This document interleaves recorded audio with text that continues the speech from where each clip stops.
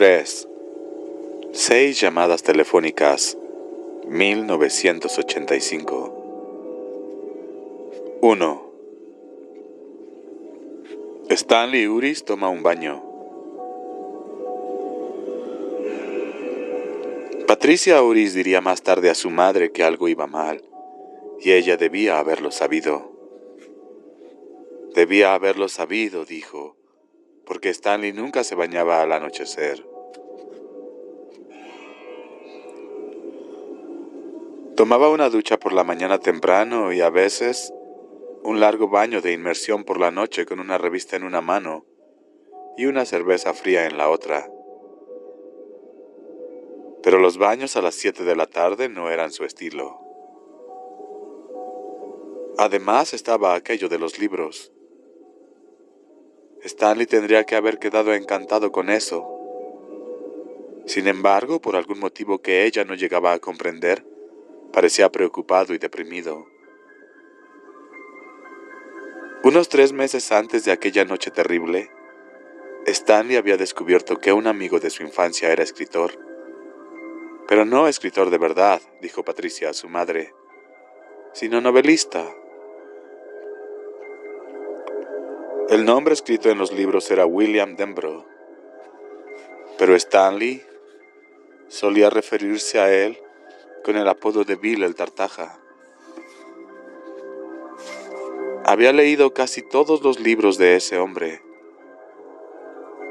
Aquella noche, la noche del baño, estaba leyendo el último. Era el 28 de mayo de 1985. También Patty había tomado uno de esos libros por pura curiosidad, solo para dejarlo después de 3 capítulos.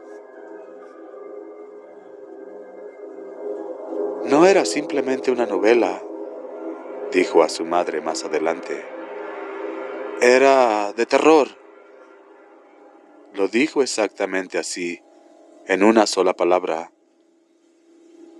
Como habría dicho de sexo. Patty era una mujer muy dulce y bondadosa, pero no se expresaba demasiado bien. Habría querido contar lo mucho que el libro la había asustado y por qué la inquietaba tanto, pero no pudo. Estaba lleno de monstruos, dijo. Lleno de monstruos que perseguían a los niños. Había asesinatos y, no sé, sentimientos desagradables, sufrimientos, cosas así. En realidad le había parecido casi pornográfico. Esa palabra se le escapaba, probablemente porque no sabía lo que significaba. Pero Stan tenía la sensación de haber redescubierto a un amigo de la infancia.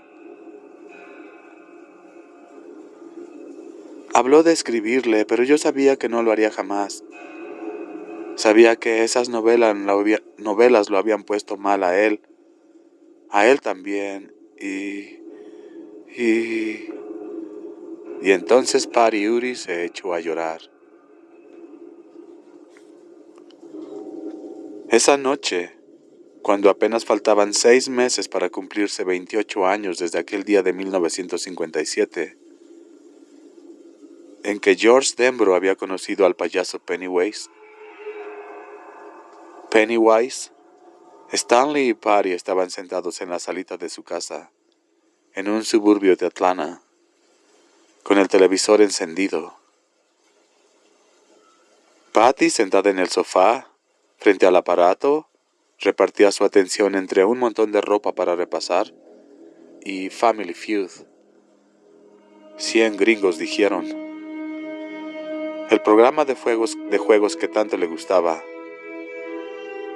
Adoraba a Richard Dobson, el presentador. La cadena de su reloj le parecía sumamente sexy, aunque no lo habría admitido ni en el potro de tortura. También le gustaba el programa porque casi siempre adivinaba las respuestas más populares. En Family Feud, 100 gringos dijeron, no había respuestas acertadas. Había que adivinar las más frecuentes. 1. Nombre que dan los judíos a los que pertenecen a su raza o religión. Family Feud es un popular programa de la televisión norteamericana, similar al que se transmite en algunos países hispanos, con los nombres de 100 mexicanos dijeron, Todo queda en casa o Juguemos en familia.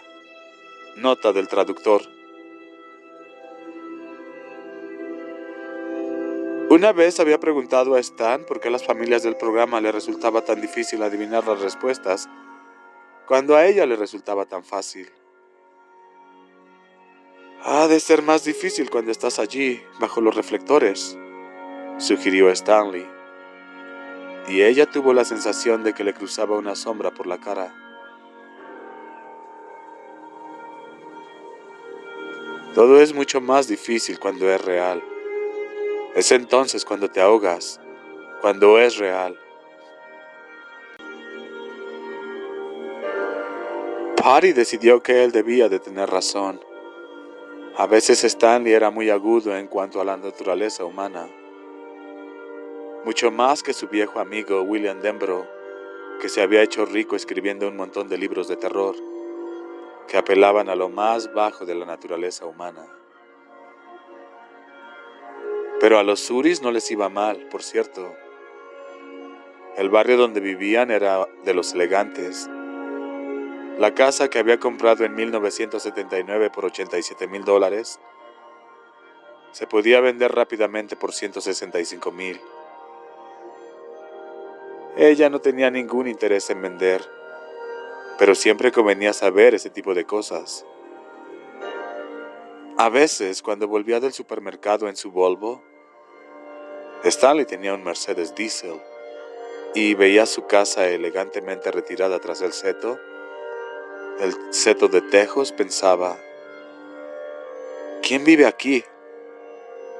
Vaya, si soy yo, la señora Uris.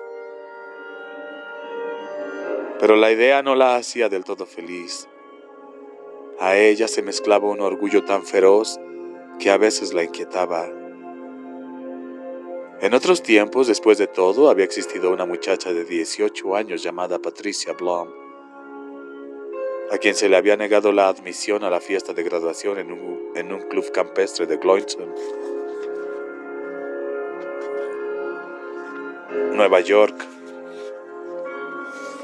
Se le había negado la admisión, naturalmente, porque su apellido era judío.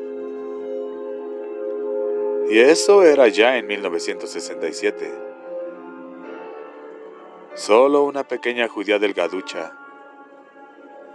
Claro que esas discriminaciones eran ilegales. Y todo eso era cosa pasada. Pero para una parte de ella, jamás sería una cosa pasada.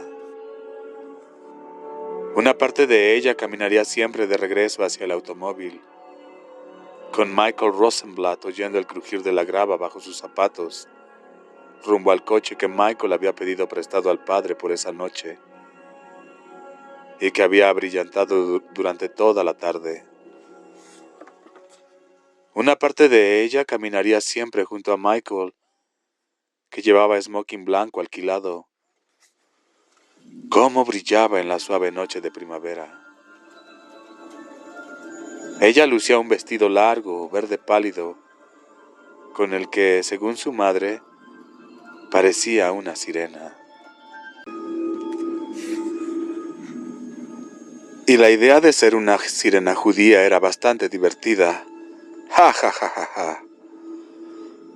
Caminaban con la cabeza en alto y ella no había llorado, pero comprendía que no caminaban. No, nada de eso. Iban escurriéndose como seres sórdidos, sintiéndose más judíos que nunca, sintiéndose prestamistas, viajeros en coches de ganado, aceitosos, narigones, cetrinos, sintiéndose la caricatura de un judío. Querían sentir rabia y no podían. La rabia solo vino después, cuando ya no importaba. En ese momento ella solo sintió vergüenza y dolor. Y alguien rió. Fue una risa aguda, penetrante, como un veloz correr de notas en un piano.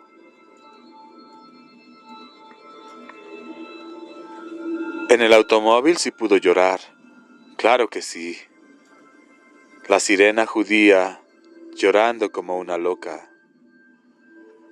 Mike Rosenblatt había apoyado una mano torpe y consoladora en su nuca, pero ella lo había apartado sintiéndose avergonzada, sucia, judía. La casa tan elegantemente retirada tras los setos de tejos mejoraba un poco aquello, pero no del todo. Aún estaban allí el dolor y la vergüenza. Ni siquiera la aceptación de ese vecindario elegante y adinerado borraba aquella interminable caminata, con el crujir de la gravilla bajo sus zapatos. Ni siquiera el hecho de ser miembros de ese club campestre, donde el jefe de camareros los saludaba siempre con sereno respeto. «Buenas noches, señor Uris. Señora». Llegaba a su casa acunada por su Volvo 1984 y la contemplaba en medio de los prados verdes. Y con frecuencia, tal vez con demasiada frecuencia, recordaba aquella risa aguda. Ojalá la muchacha que había reído así estuviera viviendo en una casita miserable, con un esposo Gojims que le pegara, que hubiera abortado 3 veces, que su marido la engañara con mujeres enfermas, que tuviera hernia de disco, pies planos y quistes en su puerca lengua simuladora. Se odiaba a sí misma por esos pensamientos tan poco caritativos y prometía corregirse, dejar de beber esos amargos cócteles de hiel. Pasaba meses enteros sin pensar en esas cosas. Entonces se decía, tal vez todo eso ha quedado atrás finalmente. Ya no soy aquella muchacha de 18 años. Soy una mujer de 36. La muchacha que oía el interminable crujir de la gravilla en ese camino. La que se apartó de Mike Rosenblatt cuando él trató de consolarla porque lo hacía con una mano de judío. Existió hace media vida. Esa sirenita tonta ha muerto.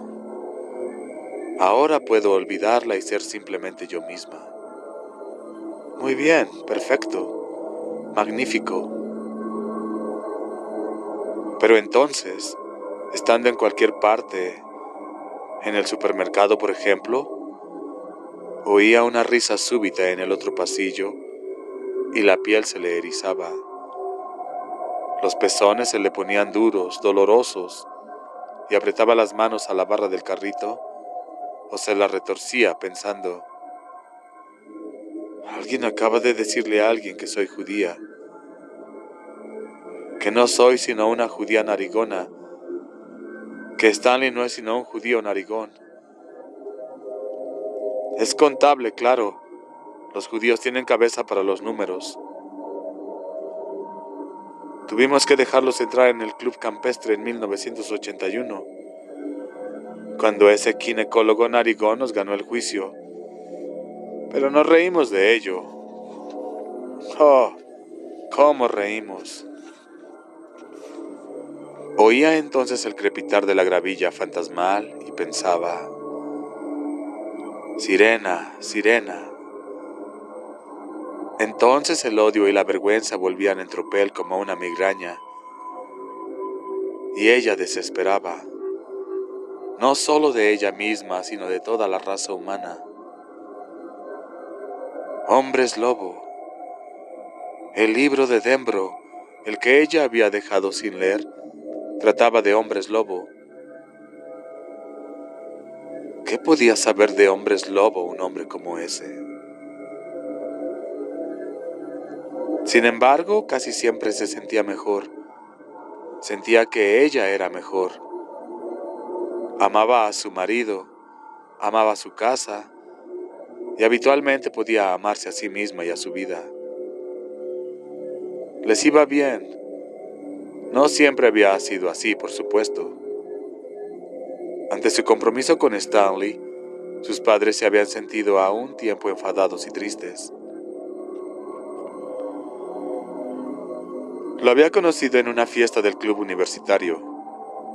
Stanley había llegado desde la Universidad de Nueva York, en la que era becario. Los había presentado a un amigo común y al final de la velada ella tuvo la sospecha de que se había enamorado de él. Hacia las vacaciones de invierno ya estaba segura. Cuando llegó la primavera y Stanley le ofreció un pequeño anillo de brillantes al que había ensartado una margarita, ella lo aceptó. Al final, a pesar de sus reparos, los padres también habían acabado por aceptarlo. No les quedaba otro remedio, aunque Stanley Uris pronto entraría en un mercado laboral atestado de jóvenes contables, sin respaldo financiero, familiar y con la única hija de los Blonde como rehén. Pero Patty tenía 22 años, ya era una mujer y pronto acabaría la carrera. Me pasaré la vida manteniendo a ese maldito cuatro ojos, oyó decir a su padre una noche en que volvía a chispados después de haber ido a cenar con la madre. «Shh, te oirá», dijo Ruth Blum.